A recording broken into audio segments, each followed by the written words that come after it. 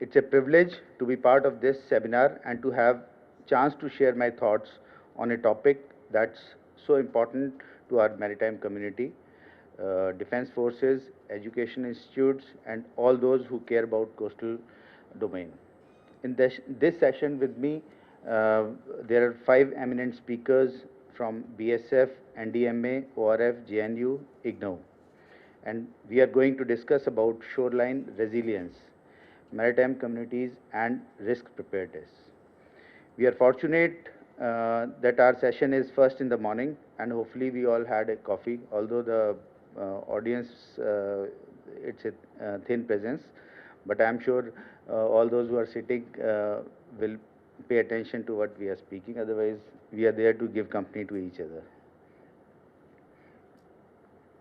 The scope of my PPT is as shown.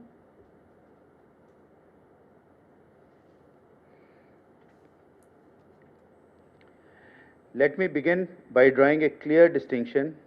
Security and defense are not the same, yet they are deeply connected. And who understand it better than a Coast Guard officer? We quite literally sit on the fence, one leg planted in the security domain and the other one in defense. Our mandate requires us to operate with flexibility across a spectrum that ranges from law enforcement and safety to supporting military operations during hostilities.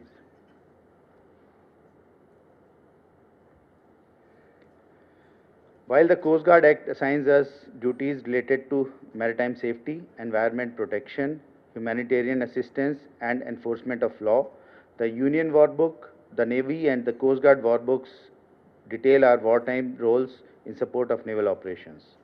We are trained, structured, and equipped to operate jointly with Navy, interoperable in communication systems, compatibility in procedures, and united in objective. My colleague in previous session, that is yesterday evening session, has already covered the architecture of coastal security, so I'll not revisit the topic. I'll focus more on how security and defense converge in the maritime domain and the increasingly vital role this interface plays in our national preparedness. India, as you know, has immense strategic and economic interest along its vast coastline, which is 11,098 kilometers. We have over 70 coastal districts, many of which have greater commercial activity than their corresponding hinterlands. We also have a dense network of ports, 12 major and 239 non-major ports, which handle a significant portion of our external trade. In addition, our coastline is home to critical infrastructure, power plants including nuclear installations, oil refineries, strategic petroleum reserves, and offshore oil platforms. Let's not forget the undersea data cable that land along our coast. These are silent arteries of our digital economy. The Indian Navy and Indian Coast Guard bases along the sensitive facilities such as shipyards and research centers also add to the importance of security of this domain. And we must account for softer targets too, that is religious centers, ecotourism hubs, and marine diversity zones. Before we get into intricacy of war and peace, let's see the traditional and non-traditional threats surrounding our maritime domain. The traditional maritime threats continue to pose significant challenges, often with direct link to national security. Piracy and armed robbery, although reduced over years, is persisting in our neighborhood, be it Horn of Africa, Gulf of Guinea, or Malacca. It's more than 14 years since we successfully apprehended over 120 pirates and suppressed piracy and armed robbery in our region. However, petty thefts cases are still reported in few of Indian ports. Therefore, we can't let our guard down and must be vigilant against this threat. Smuggling and illicit trafficking of contrabands and narcotics is a major evil and traditional threat. We are sitting exactly in the middle of Golden Triangle and Golden Crescent. and the smuggling routes crisscross our maritime domain. As per an estimate, approx 250 tons of narcotics is smuggled through sea route. If we see apprehensions and seizures of narcotics and contrabands in Indian waters, we learn that sea smuggling trend has reduced uh, only in Indian waters. It's still happening, although the route has changed, as smugglers are more careful and avoid coming close to Indian EEZ, where ICG maintains a strong surveillance. Illegal fishing and poaching is a major traditional threat, as IUU fishing not only deplete fisheries resources for traditional fishermen, but also open an avenue for cross-border migration and smuggling. We have serious worries along Indo-Pak, Indo-Sri Lanka, Indo-Bangladesh and Indo-Myanmar IMBL. In addition to these border areas, we are also seriously worried about Chinese fishing boats operating in Arabian Sea and Bay of Bengal, just beyond our EEZ. The Chinese maritime militia is known to be present on these boats and is a major threat for our security. Non-traditional and emerging threats beyond traditional maritime crimes, a new generation of non-traditional and emerging threats further complicate the security landscape in our maritime and coastal domain. Maritime terrorism has struck us multiple times. In 1993, Mumbai blast, where the explosives and weapons were smuggled through Raigad coast of Maharashtra, and later the 26/11 Mumbai terror attack, where terrorists infiltrated through sea route using a hijacked fishing boat. There were numerous incidents of infiltration and terror smuggling on Tamil Nadu coast during LTT period.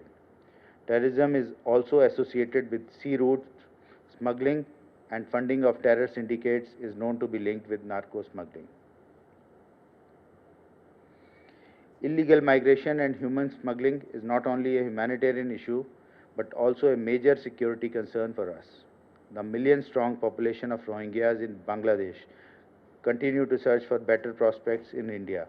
These Rohingyas are known troublemakers. The illegal immigration of Sri Lankans through Park Bay is also a concern, as it exposes illegal route for smuggling. Cyber threats to maritime infrastructure have emerged as a critical vulnerability.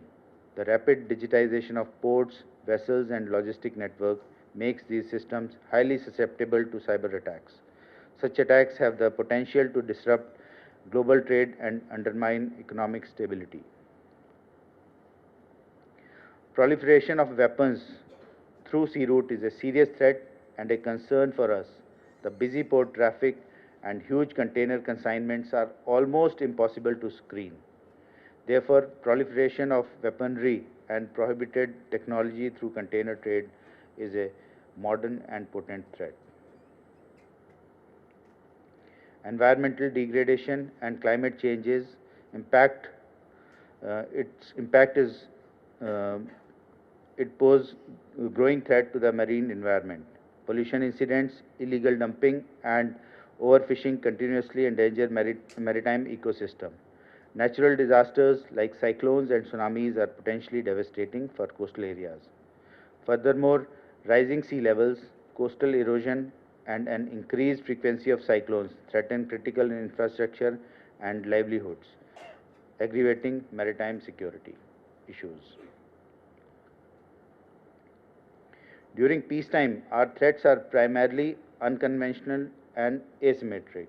These include the infiltration of terrorists by sea, landing of arms and contraband using fishing boats or small vessels, hijacking or commandeering of vessels to breach coastal defense, smuggling, illegal migration, poaching and IMBL violations, and not to forget attack on offshore infrastructure.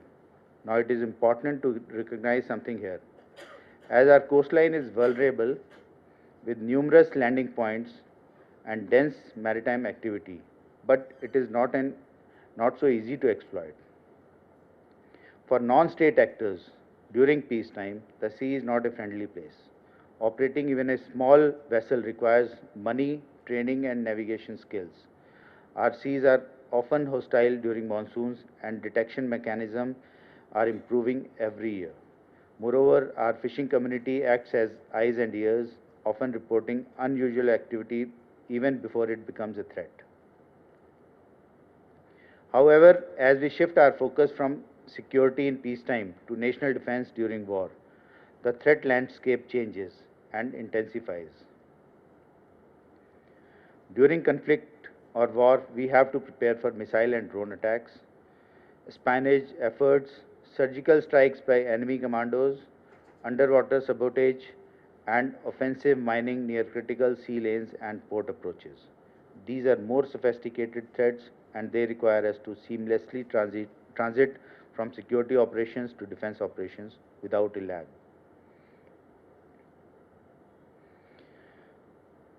The coastal security architecture we have built post 2611 incident, it has matured significantly. It is now a multi-agency network involving Navy, Coast Guard, Marine Police, Customs, and various other security and intelligence agencies. This setup is tested and fine-tuned regularly through a series of exercises such as Sagar Kavach, Sajag, and Sea Vigil. We have a shared SOP, a common vital area, vital point list, and interconnected communication systems.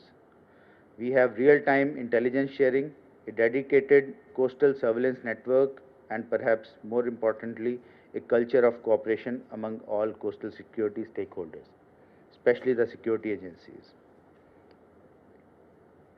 But how does this fit into national defense ecosystem? Very simply, when conflict erupts, we do not create a new system. We evolve this existing coastal security architecture into a defensive shield. Here's how the coastal security system supports defense operations. First is war watching. Our radars, uh, the network of coastal surveillance, ICG ships and aircraft on security patrol, coastal police and the fishing community act as a real-time surveillance grid, helping detect hostile activity. For VAVP defense, existing security arrangements at ports, refineries, defense installations, etc. are scaled up with additional firepower and layered defense. Radar chain augmentation. Surveillance systems can be integrated with air and missile defense, expanding coverage to aerial threats. Through platforms like the Community Interaction Program, we can quickly brief and mobilize the coastal population to support national defense efforts. The coastal security agencies can assist in search and rescue operations, firefighting, logistics, and messaging, and even in civil defense. The way forward, while we have made significant progress, there is room for further enhancement. Train police, NCC, and paramilitary personnel in war-related tasks, messaging, first aid, civil defense, and casualty evacuation. Form volunteer intelligence groups from within the coastal community, especially among the fishermen. Technologically integrate coastal radar network with national defense surveillance system. Train coastal security forces in handling heavier weaponry for wartime use. Create dual use infrastructure, lookout post, bunkers, and hardened communication hubs that serve both peacetime and wartime needs. There are 4 GOCs which are interface between coastal security and coastal defense. These GOCs need to be strengthened and better linked with Coast Guard coastal security ops centers. In conclusion, the Indian Coast Guard, by virtue of its structure, mandate, and readiness, is uniquely positioned to serve as a bridge between security and defense. Our goal must be clear: to ensure a seamless transition for coastal security during peace to maritime defense during war. This continuity is not just desirable, it is essential. Because in national security, time lost is opportunity lost. Let us work together to ensure that when the need arises, we move forward without a gap, without a delay, and with complete synergy across agencies. Thank you. I have finished.